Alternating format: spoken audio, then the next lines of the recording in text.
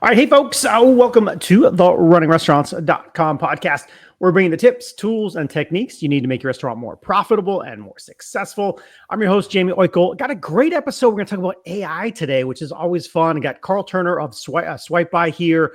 You guys are working with restaurants across the country in lots of different ways. So welcome, Carl. Give me the overview. What are you guys doing? And we'll dig in. Yeah. Thanks, Jamie, for having me. I'm excited to be here. In the end, the problem that we are addressing, we've been doing this for some time. We started as an online ordering company. I know there's many, we had a focus on curbside pickup in a pre-COVID world and then obviously in a COVID world. But the core challenge that, we have identified that for restaurants, the number one priority, if I'm running one, is normally the people in the business, right? My guests, my putting the pizza in the oven, putting the wings in the fryer and so on. And a core challenge remains normally around, well, what is with on the business, right? What is with reputation? What is with marketing? What is with social media? What is with the phone?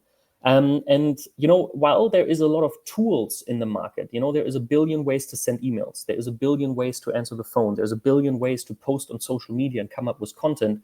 It normally always requires me as the business owner, the restaurant owner, the GM, to do all of this task. And so what we are doing is, we're using AI to not just be the tool, but to actually be the tool and the person that runs the tool. So we take real-time data of a business, online ordering data, sales data, business data, analytical data, customer data, and then use artificial intelligence, what we call with AI teams, to then do functions on the business, the full social media, the full review and reputation management, the full remarketing and retargeting, right? But without needing any input, without needing log in anywhere, clicking the magic wand, like you have with a lot of tools, because that's where we have sealed the failure point, but doing it end to end. So in short, we're like a marketing agency, a GM, a full-time hire that works on the business while the business owner can focus to be in the business. Yeah. First of all, that sounds awesome. Second of all, you guys are obviously in an exciting space. Anything kind of wrapped around AI is hot and exciting right now. I've been poking my toes in different parts of it, from whether it's ChatGPT or reading about prompts to reading, some books that talk about technology. So you guys are in a cool space. Talk about the company, how long you guys have been running, where you kind of focus and operate, how you're tackling the market. And I want to come back and revisit some of those other stuff you hit on, but give me some background there. Yeah. So, I originally started the company some time ago. We launched in 2019, like some time ago, but actually was a pure own problem. And the problem was, I'm originally from Germany. I studied in the United States. So I was in North Carolina and, was like, well, I don't want to go to Chick-fil-A today. I don't want to go to McDonald's, but I'm craving the drive-through experience. And my favorite sushi place, pizza place, pasta place didn't have that. And so what I founded was a curbside pickup platform using geolocation technology to automatically facilitate a type of curbside experience, in a pre-COVID world. And I was running with that again in 2019, but then COVID hit. And overnight, I didn't have to explain anymore, well, what is curbside, right? And a lot of competitors entered the market. And so, what I figured was, okay, curbside is good and great, but it's just one function. So let us add more to that, right? So we added delivery, we added like no commission delivery, right? Like usual stuff, loyalty and rewards, and built this full 360 e-commerce platform.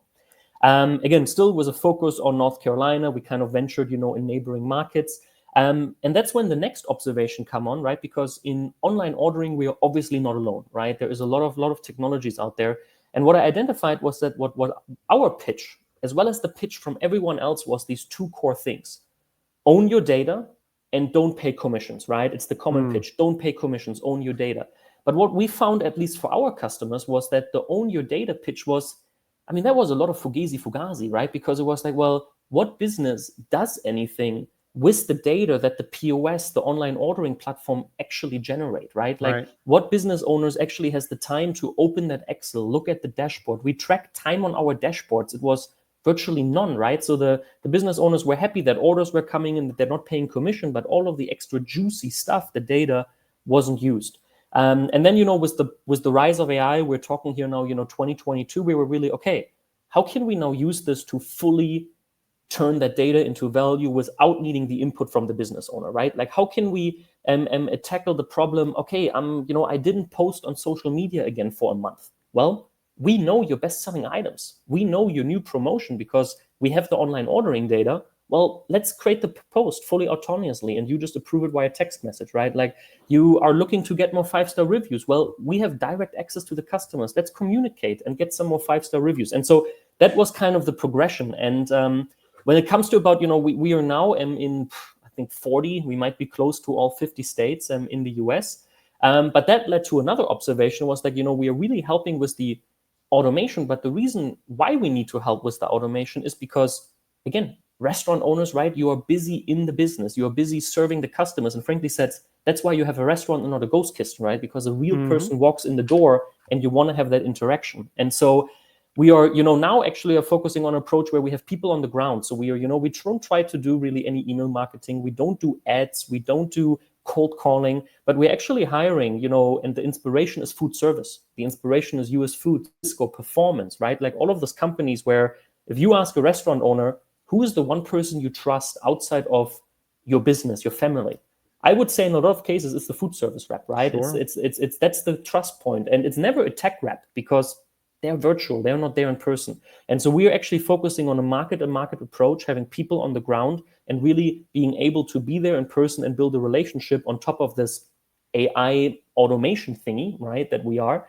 So yeah, that's, kind of the progression, curbside, pickup, online ordering, AI. We're now a company of, we're close to 50 people in the company. It's growing very quickly. Used to be just 10, a year ago. Yeah. Yeah, that's the journey. Good.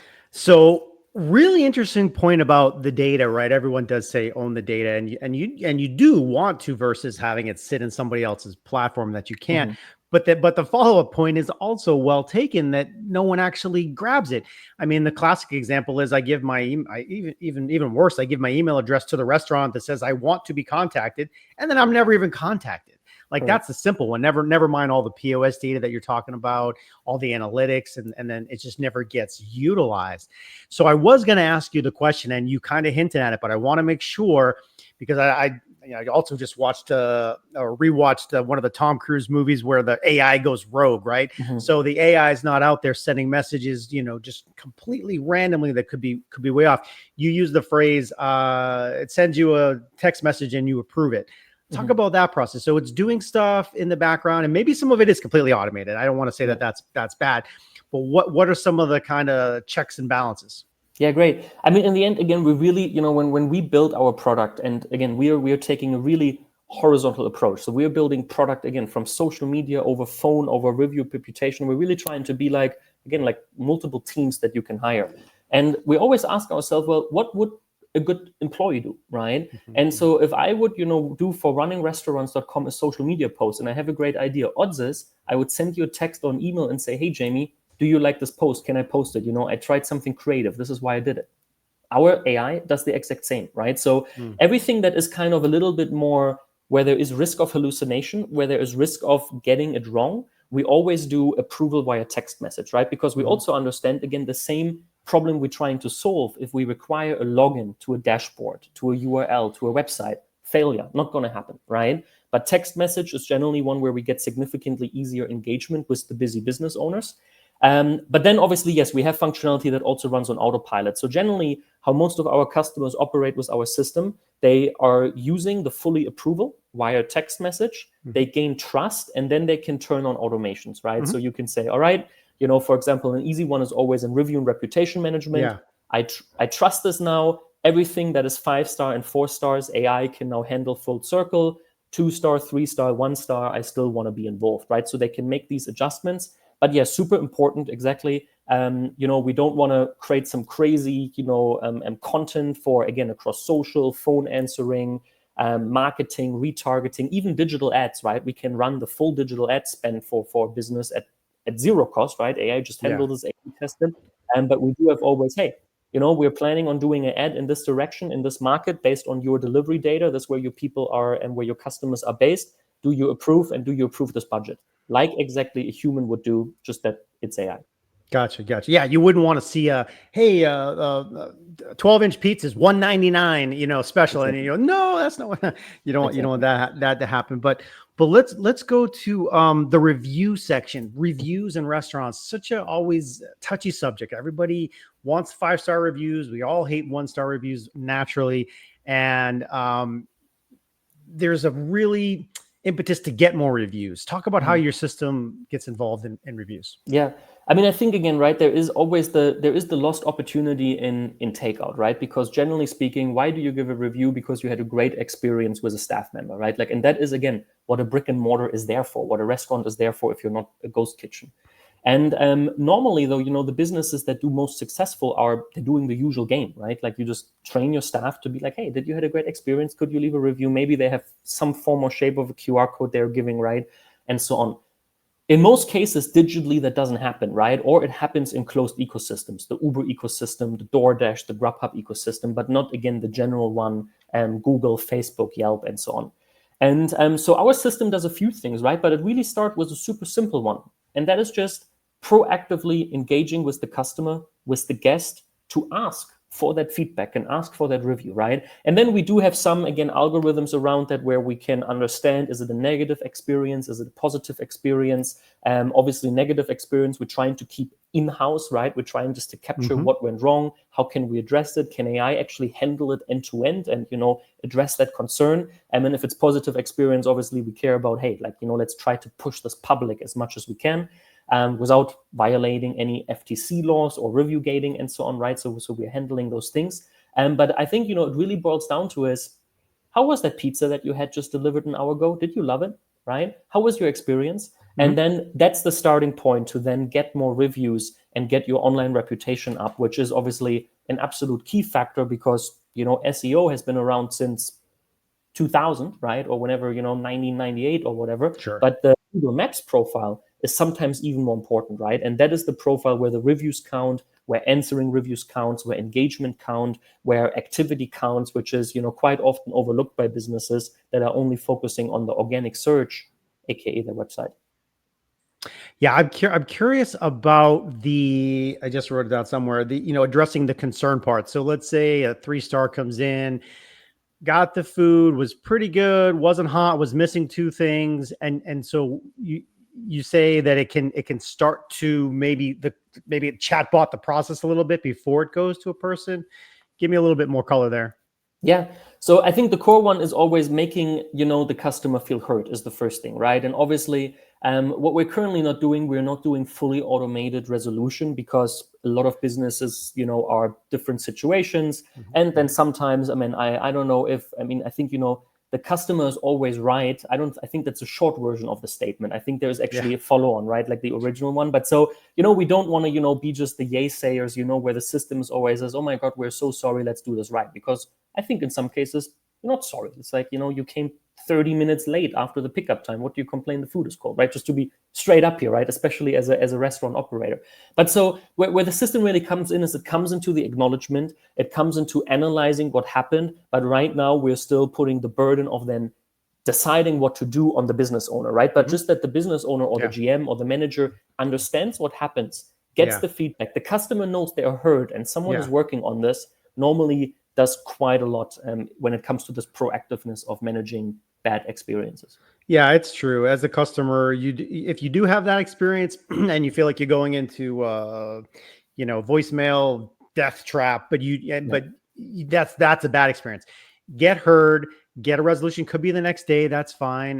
Could be sooner than that, or could be in near term. The point is you don't want to get ignored because that turns into social media posts and spreading the word and bad word of mouth, etc. So something else on the site that I was curious about, and I don't know if I know you carry other verticals as well, but cross-selling to me is interesting with restaurants, and maybe it's something you're doing with like an online ordering. You like this, you might like that. Is it that? Is there other stuff going on? How else are you working there? So I think there's 2 things, right? So the one thing is, yes, the customer is there making a purchase right here, right now, right? Upselling, cross-selling on checkout, on menu. Again, this is not really rocket science. A lot of companies are doing that. We're taking a little bit of approach of, again, feeding more outside data. Simple things like the weather, right? Like if it's I'm in Miami, it's a crazy hot day. my upselling and cross-selling should maybe be something different than on a really cold day, right? And most platforms just have their standard, these are the most popular items, that's what we're pushing, right? But so we're taking a little bit more an approach of taking outside data and creating a personalized upselling and cross-selling experience that actually gives also the reason why, right? So we're calling it Edda. Edda is our upselling cross-selling assistant, but that is the one that sits on the menu and on the checkout experience, right? And so what we can do there also is, instead of just having the pop-up, the last stroke, okay, customer's about to check out, let's try to get one more muffin in the door. We're actually having a consistent consultative approach where through the entire menu journey, we are consistently suggesting and updating what the customer might like in a non-intrusive way. Again, with AI, making those decisions and packaging the decision, meaning giving a reason why, right? Like it's good and great that you think I might like a pizza, or I like a salad, or I like a cold slushy drink, or the muffin, but I'm more likely to purchase it if you can implant in my brain why I like it as a guest, right? And so that helps obviously to increase the ticket size. Then we have, when it comes to upselling, cross-selling, the other component, which is the customer that used to be there, right? And the kind of dawning stat in restaurants is always 70% of customers come once, right? So you spend a lot of money, they come once. So what is with those 70% of customers? How can you bring them back? And that's where we move in remarketing, retargeting, where upselling, cross-selling is a function too, right? Because if we understand a customer very well, and with AI, we can do it at scale, right? So not just anymore, hey, the Super Bowl is happening, order our wings. Well, I might order the cauliflower crust pizza with all veggies on it. Unfortunately, that wing message for Super Bowl is really missing the point with it, right? But it's incredibly hard for a business owner to go through 10,000 of customers and come up with unique marketing messages. And so what our system does, again, we do that. Every customer, every guest that you ever had has a unique designated marketing manager, AI, that comes up with a unique journey with unique timings for all of them. And there's obviously an upselling cross function too, right? Because if we had a customer that ordered X and hasn't come back for X, we can obviously try to get them back on X, get them back on the pepperoni pizza, but we can also try, based on lookalike audience, get them back on other items that might be very likely to pique that interest again, right? And then obviously a promotion, a special, the usual, right? But that is where also upselling, cross-selling comes in, to beat that 70% ratio, right? And get people consistently ordering, because someone who ordered once, that's your lowest hanging fruit, right? And that's where AI can automate and personalize at an insane scale, like impossible to do without full automation and just automated email sending, magic wand, write an email for everyone, insert first name, press send, right? Like the results are day and night.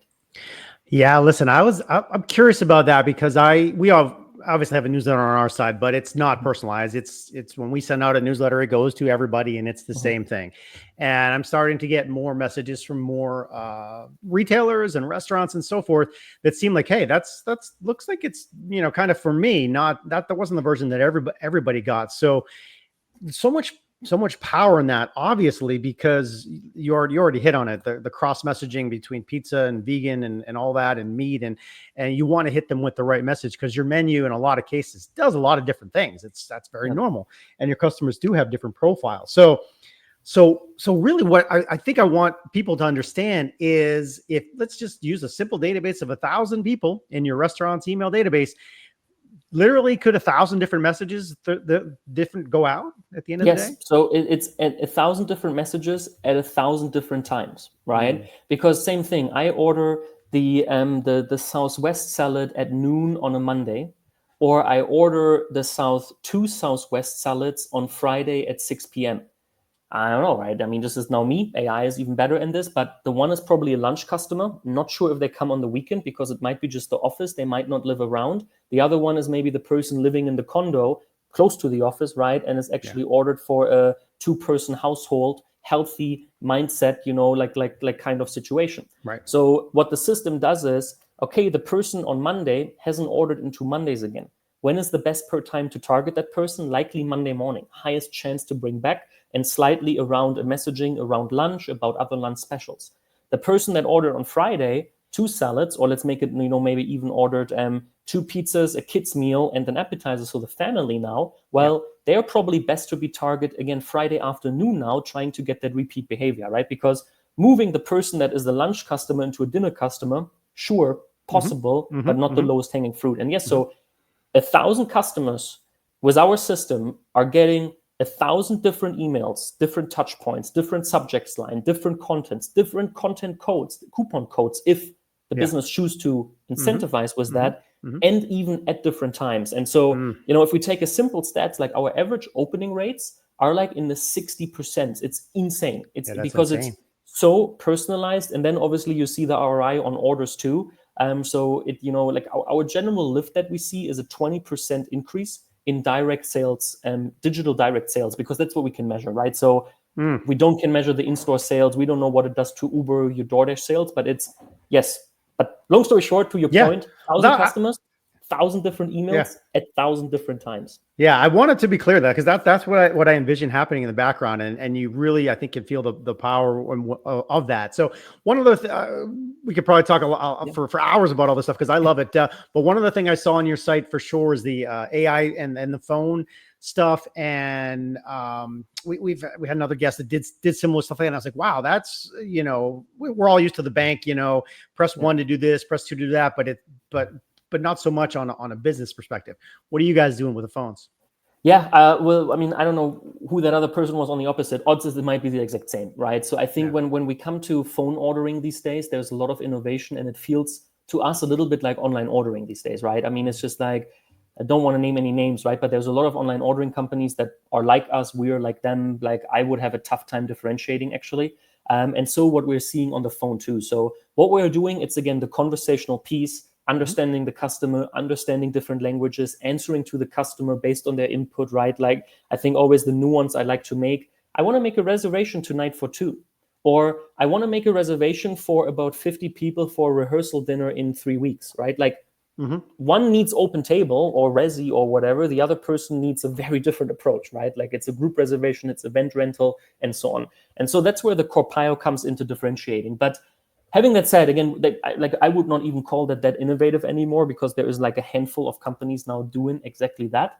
The power here comes again in, well, let's treat this not as a tool, as a phone tool that answers the phone, but as a team member in your team, right? Because the good team member that would be on your phones, right, that you actually hire, they would now talk to the operations team and be like, by the way, we get so many online orderings at that time. We need to increase prep times. There is a backlog there. Or, it turns out that these customer profiles here that are calling around reservations, those are the ones that we want to retarget to the marketing manager of the business, which again, we know normally doesn't exist, right? But and that's how we treat it. So the core tech around answering the phone with AI, we are same as a lot of other companies. What is unique is that, well, again, if you choose to, we're a la carte. So, no customer needs to buy everything that we do. But if you choose to have the social media team, the marketing team, the review reputation team, and yet you have the phone team, the digital ads team, right? And now all of these data points are talking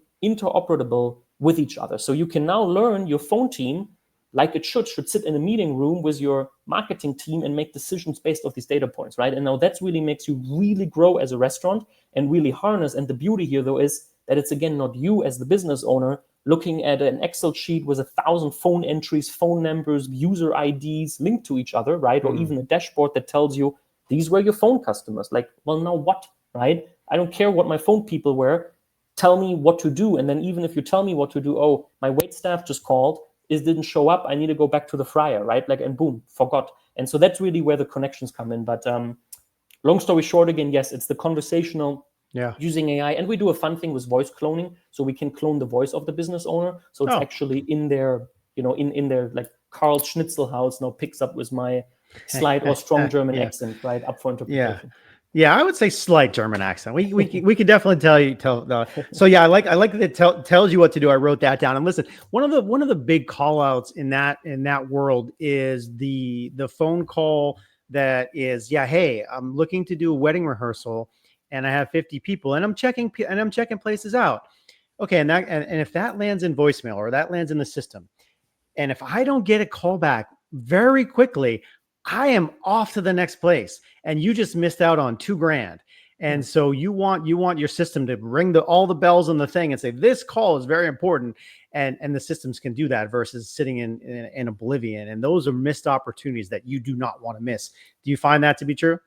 100%. And to kind of segue, and there is another key channel that's, again, with all the tech crazes overlooked, and that's social media. So great that we now cover your channel for the phone, but what is with the person that messaged you on Instagram with the same message? Because frankly said, I don't engage over the phone, right? Like I message on Instagram if I have to, on Facebook. I'm not too big on TikTok, right? Or on any of the other platforms. Sure. I'm too old for that at this point, right? But so that's where I engage. And what we have seen is, to just segue that when we talk about these teams is, well, now we gave you the team to answer your phone, but what is with the same person or another person that, again, is planning the wedding via social media and is messaging you on Instagram, right? And what we have found is, it's pretty astonishing, the majority of businesses never answer a direct message on Instagram or Facebook. It's never answered. You can that's right. Message a business account, restaurant, 12,000 followers, maybe even actively posts, right? 1 or 2 posts a week, you will not get an answer. And so similar like the phone team, well, now this is where the AI social media teams come in, answering direct messages, even answering comments, right? Like you think about, you're a business owner, you post that delicious pizza, now someone comments that's delicious. Well, you should answer that comment. It helps you with engagement. You should maybe even send a message. Jamie just liked that picture and said delicious. Well, I should send, hey, Jamie, did you know that Mondays that pizza is off because we have Pizza Mondays by 10%? Check it out. Here's our link to straight place an order. Again, we do that. So we do fully integrate with Meta. We, again, take the phone data, the email data. It's really the idea of, let's help anything on the business to be automatically, but 100%. And I think, to your point is, sometimes, again, that one message about, hey, can I make a reservation tonight on social media? If that's not answered within an hour, the customer made a reservation somewhere else. They're gone. Well, we hit a lot. I want to make sure, is there something we didn't miss, or as we start to wrap up here, parting thoughts about the whole enchilada of restaurant technology? So yeah, kind of take it away in any direction you want for a little bit. Things we missed, things you also want to hit on, where to find you guys, etc. Yeah. Well, I mean, I think it's, in the end, I mean, I think, what we're going to see a lot in the restaurant technology, and we are one of the front runners of this, I would say, right? But we're going to see in other companies, and there will be more companies popping up, is really the point of, let's handle this for you, right? Like, let me not give you anymore, again, a tool where we build a social media calendar for you, but then you have to kind of click on it, or, we write the content, but you have to upload the image, or again, yes, we can help you with email marketing, but in the end, you still have to, again, write it or send it or come up with the cadence, right? Like, well, what do you want to do if a customer hasn't ordered in a day? Or what do you want to send when someone's birthday, right? We see that with a lot of business owners, that decision point already is failure because they're so busy in the business. And so I think, where we are going and where technology going is exactly these, and I have these, like, always these pain points, like, I forgot again to post for a month. That social media message that came in this morning, I forgot to answer. My wait staff complained again about the phone. We again forget about to talk about the forget to send an email about the special that we had today, right? Like these things, which I think, like, there was this 1-star review that I wanted to handle on Google and I forgot again, right? Like this is, I think, what most business owners can relate to. I mean, even I can relate to it with SWIPEBY, right? Like I wish sometimes I would have our technology for us, but we optimized it for restaurants. And that's what we are handling, right? And so, and then there is just obviously the side point. It's, sometimes when you think about, well, the alternative, hiring someone, the agency is extremely costly. The beauty of AI, it's significantly cheaper, right? But so, I mean, I guess my salesy takeaway here is, right, outside of that is, we are at swipe.by, right? But if you, I think, put in Google just SWIPEBY for restaurants, we should come up somewhere there. It's, it's a lightweight product. The beauty with AI too is it just sits on the data. You don't need to change hardware. You don't need to change POS systems, right? You don't need to do really any of that. And I think it's going to be really exciting to see, with brick and mortar business owners, to be, AI is really the big opportunity that they can truly focus on what matters, right? Because if I say, I build a tech company here, right? And I engage with customers and we're putting a heavy focus trying to have people on the ground to connect with customers. But if you have a brick and mortar, right, a restaurant, like frankly said, the person that ordered on Uber Eats is important, but the person in the business is even more important, right? Like that is the customer that came in. That's why you have the storefront. That's why you choose that table, that wallpaper, that design, right? Like put your heart into it. And so AI is the big opportunity to in an extremely personalized way, sometimes maybe even better as I as a person would be able to do, address at scale all these millions of customers, touch points, data points in that digital world, right? While then the business owner can really focus on their passion being in that business, right? Being in that business. And swipe.by, swipe by on Google, you'll find us, and we'll love to, if anyone is interested, love to book a demo and show more what we do. Excellent. Yes, that was great. I'm telling you, things are heading your way. You guys are in the right spot right now. You use the phrase pain point, which I like, and you hit a lot of those things that the busy restaurant owner deals with every day, and they want to get to this and they want to get to that, but they don't have it. So use a product like yours that kind of does some of the stuff magically in the background with some guidance and so forth. Folks, Carl Turner of SWIPEBY, you can find them on the web at swip.by, or again, just Google them, SWIPEBY, you'll find it. For restaurants, for more restaurant tech and operations, people, service, and more, check us out at runningrestaurants.com. In the meantime, do a favor, if you're listening or you're watching, give a quick star or review. We talked about reviews, right? Give us some feedback, share it, please. We want to get this out to more folks and be helpful to the industry as a whole. Thank you, Carl. Appreciate it. We'll see folks next time. Thank you, Jamie. Bye-bye.